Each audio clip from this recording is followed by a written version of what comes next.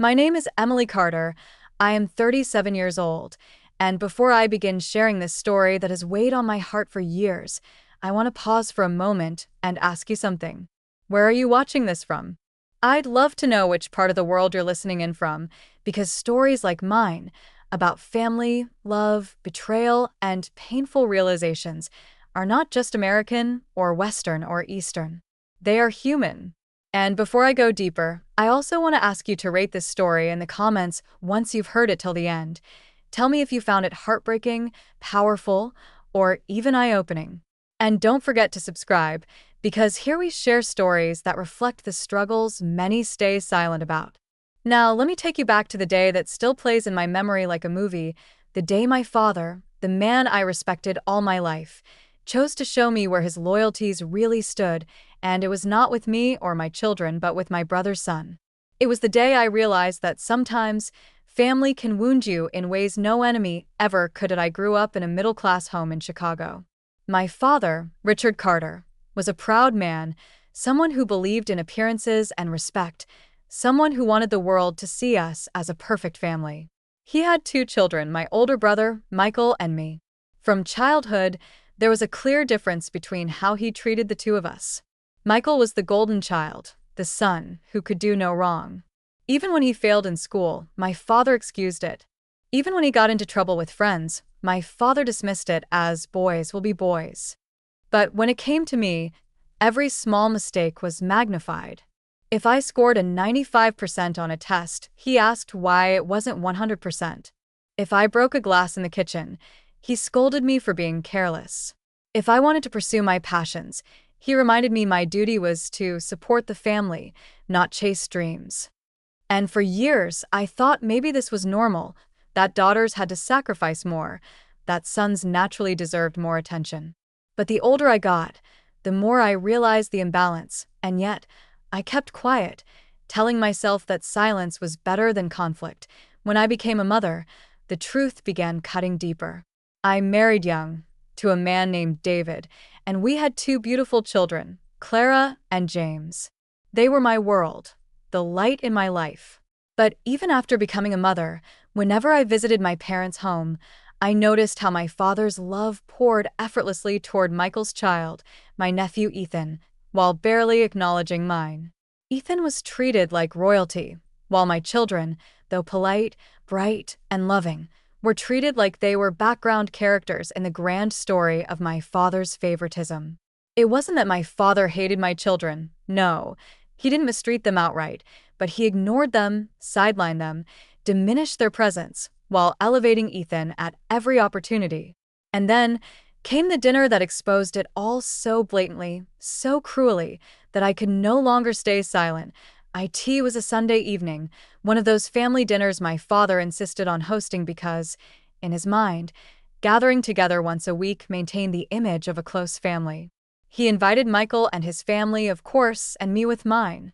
I cooked half the meal myself because my mother struggled with her health, and I didn't want her overworking. The dining table was set, the smell of roasted chicken and baked potatoes filled the air, and the kids were laughing in the living room. Everything seemed normal until it was time to serve dinner. That was when the moment happened, when my father's voice, casual but commanding, cut through the chatter. He turned to my brother's son, Ethan, and said, "You go first, son. You eat first." My nephew, grinning wide, rushed to the table. Then my father looked at my children, my Clara, only 8, with her innocent eyes, and James, just 6, waiting politely, and he said words that I will never forget. "You two can wait. Eat after Ethan's done. Don't rush. There will be leftovers for you." I cannot even describe the way my heart sank in that moment. My children's smiles froze. Clara looked at me with confusion, her fork halfway in the air, as if she couldn't understand why her grandfather had pushed her aside. James dropped his gaze to his plate, cheeks flushed with embarrassment. They didn't say anything because they were too young, too polite, too innocent to fight for their right to be treated equally. But I saw the hurt in their eyes, and I felt it pierce through me like a dagger. What devastated me most wasn't just the words, It was the casualness with which my father said them, as if it were the most natural thing in the world, as if my children truly were second class, undeserving of the same dignity given to Ethan. I wanted to scream. I wanted to stand up and shout, "How dare you?" But years of being conditioned to stay silent, to not challenge my father's authority, kept me frozen in that chair. Instead, I watched in silent agony as Ethan piled his plate with food, laughing as my father praised him, while my children sat quietly, waiting for their turn, as if they were outsiders in their own family. My brother Michael didn't say a word, either.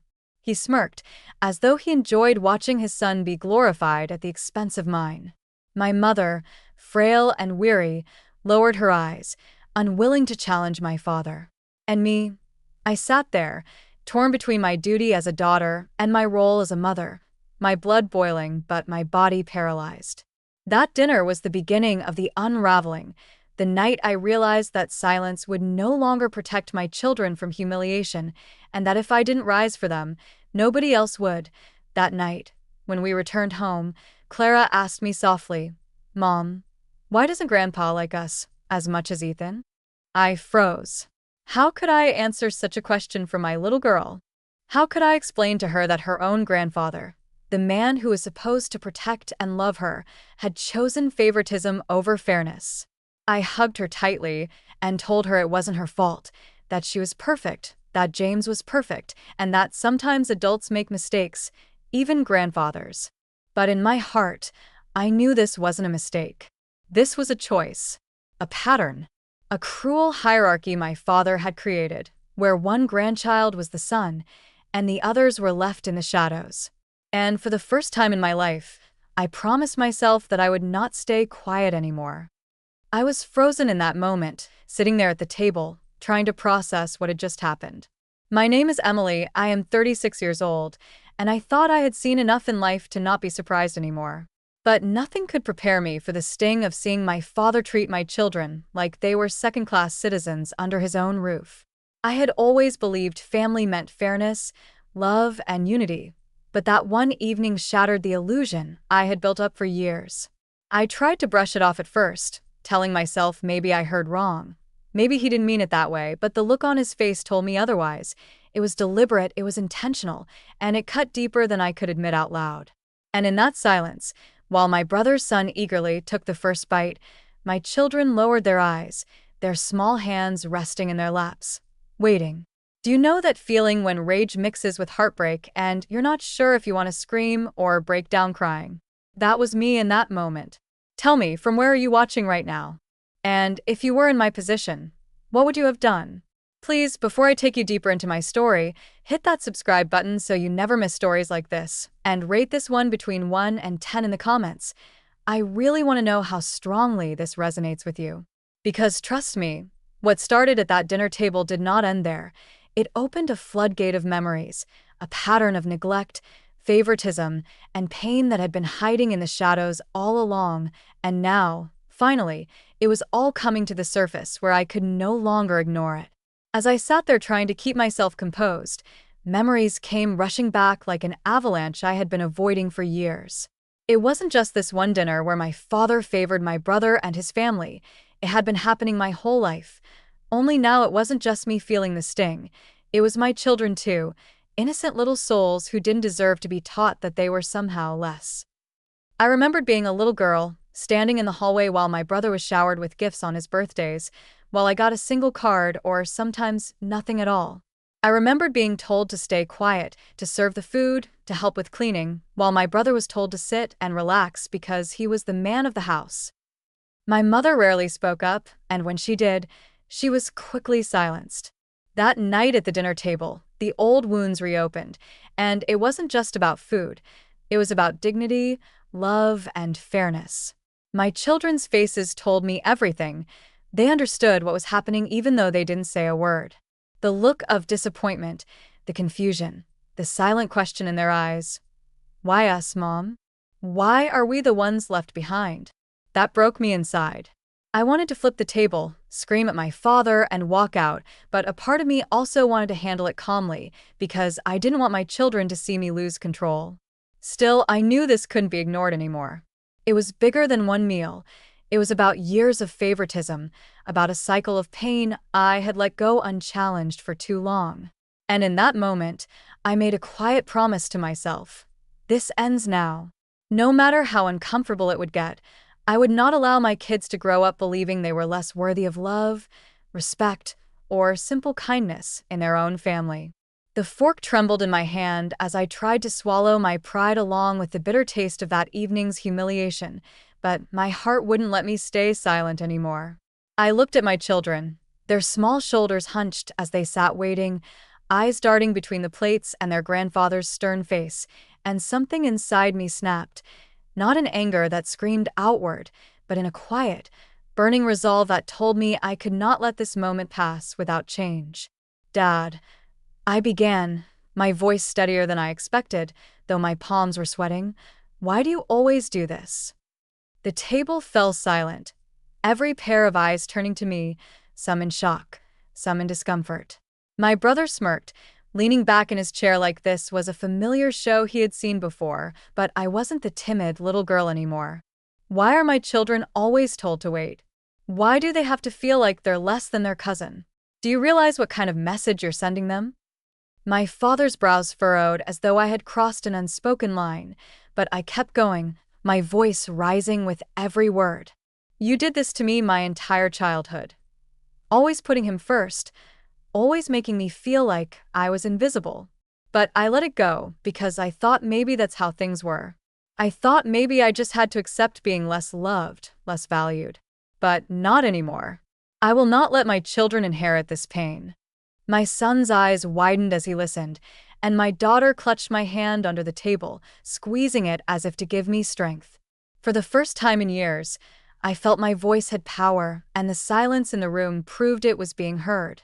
My father opened his mouth, but no words came out at first, only a stunned stare, as if he had never expected me to confront him. My brother chuckled nervously, saying, "Come on, Emily, it's just food." But that laugh only fueled my determination. "No, it's not just food," I shot back, looking him in the eye. "It's about love, fairness, and the way we treat family. You've always gotten the bigger slice, the first choice, the attention. And maybe that didn't matter to you, but it mattered to me. And it matters now because my children are not going to sit here and believe they deserve less."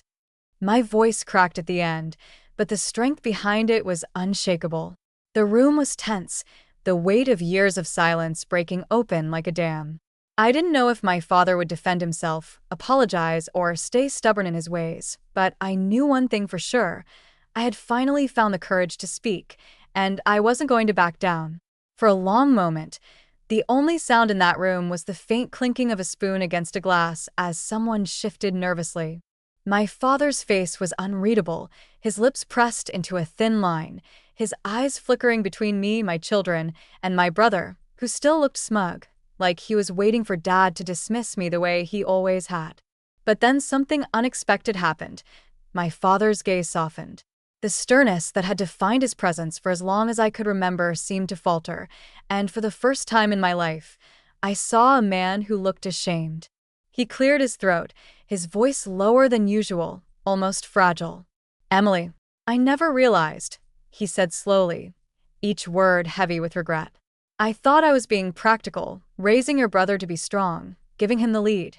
I thought you didn't mind, you always stayed quiet." His eyes darted to my children, and his voice cracked. "But I see it now. I see what I've done, not just to you, but to them." The entire room shifted. My brother stiffened, his smile fading as the weight of Dad's admission sank in, and my children, who had been bracing themselves for rejection, looked up in surprise. My daughter whispered softly, "Grandpa," and it was enough to break whatever wall he had been hiding behind. He pushed his chair back and stood, his hands trembling slightly as he walked over to where my kids sat. He knelt down beside them. My proud, unbending father actually knelt and said, "I'm sorry. You should never have been made to feel less. From now on, you eat first. You are just as important as anyone else at this table." My son blinked in disbelief, then looked at me as if to ask if this was real. Tears blurred my vision, because in all the years of waiting for some acknowledgement, some crack in the armor of favoritism, it was finally happening. My brother looked angry, his pride wounded by the shift of power, but I didn't care anymore.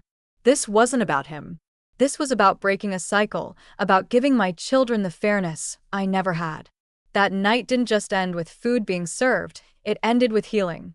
For the first time, my children felt seen in their grandfather's eyes. For the first time, I walked out of that house not as the invisible daughter, but as a mother who had defended her children and finally earned her father's respect. And maybe, just maybe, that was the beginning of rewriting our family story.